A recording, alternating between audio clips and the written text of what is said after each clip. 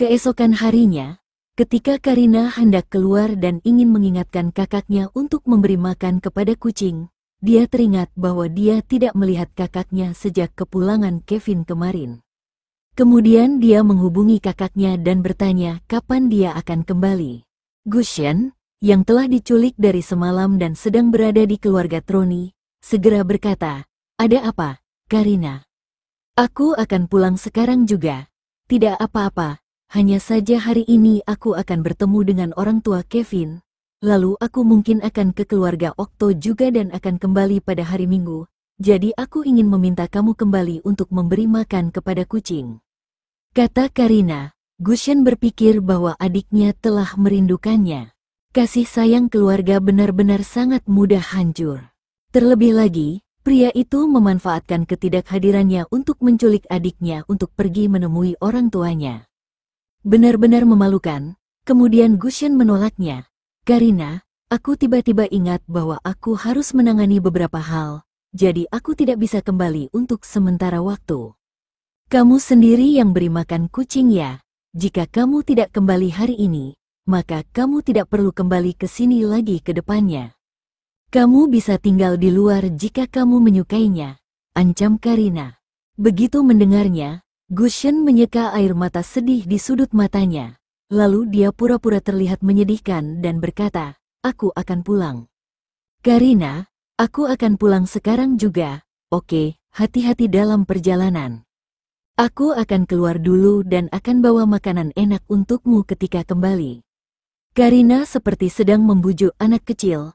Kemudian dia berbicara sejenak dengan kakaknya dan memutuskan panggilan. Setelah mengganti pakaiannya, dia memakai riasan wajah yang alami, yang membuat wajahnya terlihat lebih cantik. Bulan Juni sudah mendekat dan cuaca menjadi agak panas, jadi dia mengikat rambutnya yang sepanjang pinggang. Ketika dia keluar dari kamarnya, Kevin telah menunggu di ruang tamu. Pria ini tidak berdandan secara khusus, kemeja putih sederhana dan celana panjang hitam membuatnya tampak seperti orang kaya. Karina memperhatikannya dan menyadari bahwa ada sesuatu yang kurang, jadi dia berkata kepadanya, "Kevin, tunggu sebentar ya." Setelah itu, dia berbalik badan dan segera ke kamarnya. Dalam waktu kurang dari 2 menit, dirinya kembali ke ruang tamu dengan sesuatu di tangannya. Karina tersenyum kecil dan menjelaskan, "Aku membeli sebuah jam tangan untukmu ketika berbelanja dengan kakak. Waktunya sudah disesuaikan juga. Angkat tanganmu, aku akan bantu kamu memakainya." Kevin agak terpana dan menatap wanita ini dalam-dalam selama beberapa detik, lalu dia mengiyakan dan mengangkat tangannya supaya dia bisa membantunya mengenakan jam tangan. "Mengapa kamu tiba-tiba berpikir untuk beli hadiah untukku?" Suara rendah Kevin terdengar santai, jelas-jelas suasana hatinya sangat bagus. "Tidak apa-apa, ketika aku sedang berbelanja dengan kakak, dia membeli sebuah jam tangan. Lalu aku teringat bahwa kamu sepertinya tidak punya aksesoris dan jam tangan ini terlihat cukup bagus dan cocok denganmu. Jadi aku langsung membelinya," kata Karina. Gaya pakaian pria ini sederhana. Ketika Karina melihat jam tangan ini, matanya seketika berbinar dan merasa bahwa jam tangan ini dibuat khusus untuk Kevin. Mewah dan sederhana, jadi dia langsung membelinya tanpa berpikir panjang. Oleh karena itu, kakaknya cemburu selama beberapa hari dan selama beberapa hari ini, kakaknya terus berkata kepadanya, "Karina, coba kamu lihat benda ini. Apakah ini mirip dengan jam tangan seharga 3.790.000 yang kamu beli?" Atau mengeluh kepadanya bahwa dirinya tidak pernah membelikan dia barang yang begitu mahal. Anak perempuan benar-benar tidak bisa dipertahankan, dan kata-kata cemburu lainnya. "Terima kasih, Karina," Kevin membungkuk dan mencium bibirnya. "Buat apa berterima kasih padaku?" Karina mendengus kesal. "Nanti setelah menikah, kamu harus serahkan semua tabunganmu." "Oke," pria ini langsung menyetujuinya tanpa berpikir. "Oke, ukurannya pas," kata Karina dengan senang.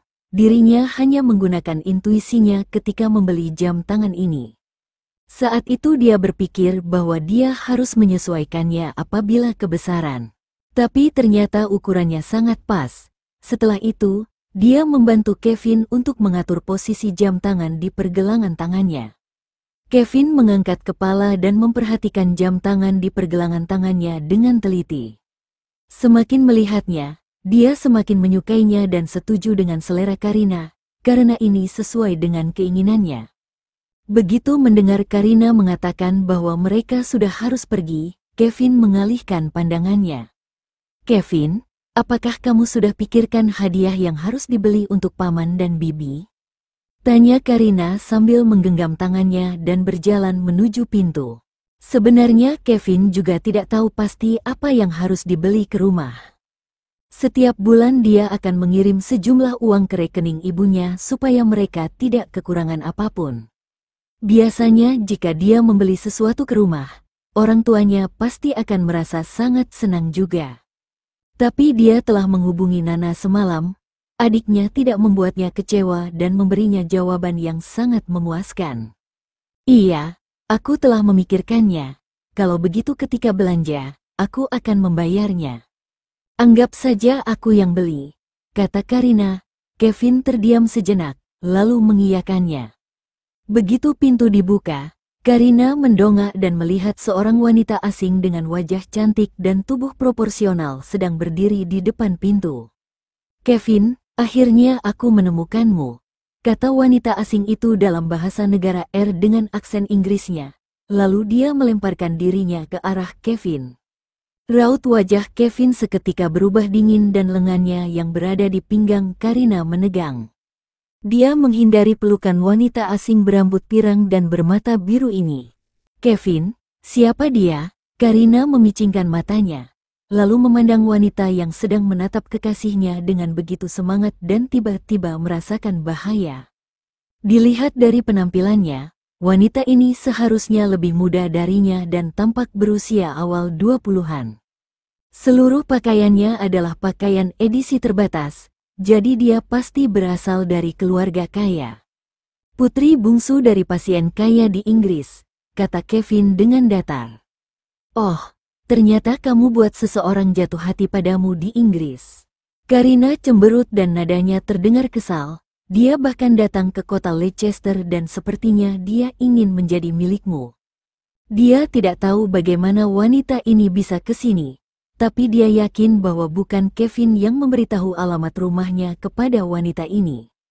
Tapi jika dipikir kembali, dengan latar belakangnya, tidak susah bagi orang ini untuk menemukan bahwa Kevin tinggal di rumahnya.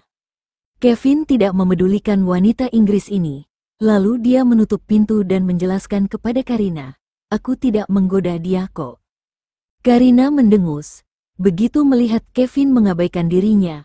Wanita asing ini menoleh ke arah Karina, lalu dia mengulurkan tangannya dan memperkenalkan dirinya dengan arogan, halo. Namaku Daisy, pacar Kevin berikutnya. Oh, halo, aku Karina, pacar Kevin saat ini. Karina mengulurkan tangannya dan bersalaman dengan wanita ini, lalu dia menarik kembali tangannya dengan cepat. Kata Kevin, pemandangan ini agak aneh. Kevin, kalian mau kemana sekarang? Tanya Daisy, seolah-olah sedang menginterogasi suaminya yang keluar di malam hari. Ketika Kevin baru membuka mulutnya, Karina langsung berkata, aku dan Kevin akan pergi menemui orang tuanya dan membahas urusan pernikahan. Kami pamit dulu, Nona Daisy. Begitu selesai bicara, dia menggandeng Kevin dan berjalan menuju ke arah lift. Daisy tidak mengucapkan sepatah kata pun dan hanya mengikuti Kevin dari belakang. Karina menarik napas dalam-dalam dan ingin berkata kepada wanita ini untuk tidak mengikuti mereka. Tapi kemudian dia teringat bahwa ini adalah area publik. Jika dia memintanya untuk tidak mengikuti mereka, wanita ini pasti akan memberitahunya bahwa koridor ini bukan miliknya dan kebetulan dia ingin turun ke bawah juga. Setelah memikirkannya, akhirnya Karina menahan dirinya. Di dalam lift Daisy menggunakan bahasa R dengan aksen Inggris, bertanya dengan tampang sewarang mata keranjang, Kevin, bukankah kamu bilang kamu tidak ada pacar? Karina menatap Kevin dengan ganas, jangan dengarkan omong kosongnya, wallpaper dan layar HP-ku adalah fotomu. Ketika di Inggris, dia melihat layar HP-ku dan bertanya apakah itu adikku, dan aku bilang itu tunangan. Jelas Kevin dengan tenang. Karina cukup puas dengan jawaban Kevin, tetapi pada saat yang bersamaan dia juga merasa kesal, karena hampir terpancing oleh hasutan Daisy. Tetapi yang dikatakan Daisy juga tidak salah. Dia tidak mengatakan punya pacar, melainkan tunangan. Dan juga, dia tidak pernah mendengar Kevin membicarakan teman lawan jenisnya di Inggris. Daisy, apakah kamu tahu apa yang terjadi pada orang ketiga di negara kami? Tanya Karina padanya. Tentunya dia tidak menganjurkan perilaku yang membawa teman-teman untuk memukul orang ketiga. Dulu, dia pernah menonton berita pasangan yang membawa teman-temannya untuk memukuli orang ketiga yang tidak berdaya di jalanan. Dia benar-benar tersingkirkan. Menurut dia memukul lelaki sampah bersama dengan orang ketiga itu barulah benar. Lagi pula masalah ini tidak bisa hanya diselesaikan dengan sebuah tamparan. Apa yang akan terjadi? Daisy terdiam sejenak dan bertanya. Istri sah akan membawakan teman-temannya, lalu merobek baju dan memukulnya di jalanan. Kata Karina. Daisy menelan ludah dan bertanya, kamu punya berapa leman? Karina berkata dengan santai, cuma 4 atau 5 saja. Kamu tidak perlu khawatir. Aku sudah berlatih dari kecil, sekarang bisa menghabiskan 6 pengawal sekaligus. Daisy langsung tersenyum senang, wajah Karina penuh pertanyaan.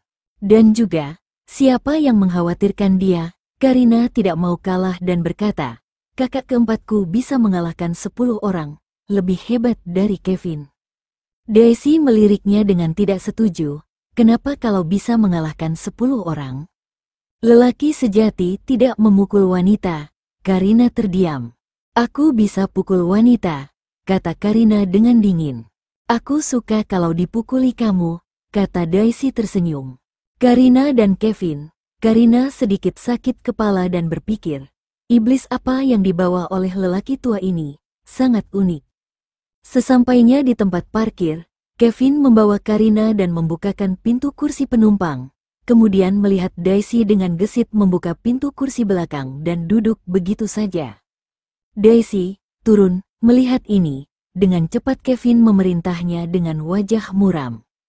Tidak mau, aku asing dengan kota Leicester, cuma kenal kamu, jadi cuma bisa mengikutimu. Daisy menolaknya. Karina mengencangkan sabuk pengaman tanpa mengucapkan sepatah kata pun. Ini adalah wanita yang dikenal oleh Kevin sendiri, harus biarkan dia yang menyelesaikannya sendiri. Dia tidak akan melakukan apa-apa, lagi pula dia merasa dirinya dan Daisy bukan satu level. Sialan, bisa melawan 6 pengawal, kalau dibandingkan dengan dia, benar-benar sangat berbeda. Akhirnya, Kevin dengan wajah dingin tanpa mengatakan sepatah kata pun, menarik Daisy turun dari mobil. Dia takut Daisy berpura-pura tidak mengerti bahasa jadi dia menggunakan bahasa Inggris yang standar mengingatkan, dengar Daisy, aku sudah punya tunangan yang sedang membahas pernikahan, kembalilah ke tempat asalmu. Dan, aku bukan siapa-siapamu, kalau terjadi apa-apa padamu di kota Leicester, tidak ada hubungannya denganku. Aku tidak ada kewajiban untuk menjamin keselamatanmu di kota Leicester. Kevin, kamu adalah orang yang kusuka, dan aku tidak akan menyerah. Daisy berdiri di depan pintu mobil, dan berkata dengan nada tegas. Karina akhirnya tetap tidak dapat menahan amarah. Dia menjulurkan kepalanya keluar jendela, dan berkata padanya. Nona Daisy, apakah kamu tahu Kevin suka wanita yang seperti apa? Daisy terdiam sejenak, lalu bertanya tanpa malu-malu, dia suka yang seperti apa? Dia suka wanita dengan gaya ratu yang dingin. Awalnya dia mengejarku selama 3 bulan baru mendapatkanku. Dia tidak suka orang bodoh yang terus menempel. Orang bodoh, apakah kamu pahamkan? Di negara kami ada sepatah kata yang mengatakan, orang bodoh yang terus menempel pada akhirnya tidak mendapatkan apa-apa. Kata Karina dengan sinis, iya, apa yang dikatakan Karina benar, aku yang lebih dulu mendekatinya. Kata Kevin setuju. Setelah selesai bicara, Dengan cepat Kevin menyalakan mobil dengan tenang dan pergi begitu saja. Setelah pergi dari perumahan, baru dia menjelaskan, Daisy adalah anak paling kecil di keluarga. Dia dimanjakan oleh ayahnya dan menjadi keras kepala. Saat di Inggris, aku sudah mengabaikannya tetapi tidak sangka dia akan mengejar sampai ke kota Leicester. Wanita itu kan tergila-gila padamu. Karina mendengus, tidak setia, tapi malah menggoda gadis-gadis. Pria yang berprestasi pasti akan memiliki pengagum, asalkan aku hanya suka kamu sudah cukup. Kata dia dengan senyum tipis, berprestasi? Tidak tuh, kamu cuma pria tua. Kata Karina sengaja menjatuhkan dia. Kevin yang sangat sabar dia tidak marah sedikit pun. Lelaki tua yang 11 tahun lebih tua darinya ini, menjadi pacarnya dan sebentar lagi akan menikah, tentu saja Kevin merasa beruntung. Untung saja Karina tidak tahu pemikiran dia. Kalau tahu dia berpikir begitu, mungkin Karina akan memukulnya. Kevin, nanti aku hubungi ayahnya Daisy, dan memintanya mengirim orang untuk membawanya kembali. Akan lebih baik kalau membawanya kembali ke Inggris. Kalau wanita itu membuatku marah, aku tidak ada habisnya denganmu. Karina memikirkan lelakinya didambakan oleh orang lain, hatinya merasa sangat tidak nyaman. Setelah berpikir, Karina berkata lagi, dan juga, kamu punya pengagum di Inggris, aku tidak pernah dengar kamu mengungkitnya. Buat apa bahas dia, lebih baik mengobrol lebih denganmu. Kata Kevin jujur, Daisy benar-benar bisa melawan 6 pengawal? Tanya Karina. Sejujurnya, Daisy lumayan cantik, baik itu postur tubuhnya ataupun wajah. Semuanya sangat sempurna, seperti malaikat Victoria's Secret. Wajah malaikat dengan tubuh iblis. Iya, jawab Kevin dengan yakin. Karina benar-benar tidak bisa membayangkan. Daisy kelihatannya sangat manja, tetapi bisa melawan 6 pengawal. Ini benar-benar bukan wanita manja.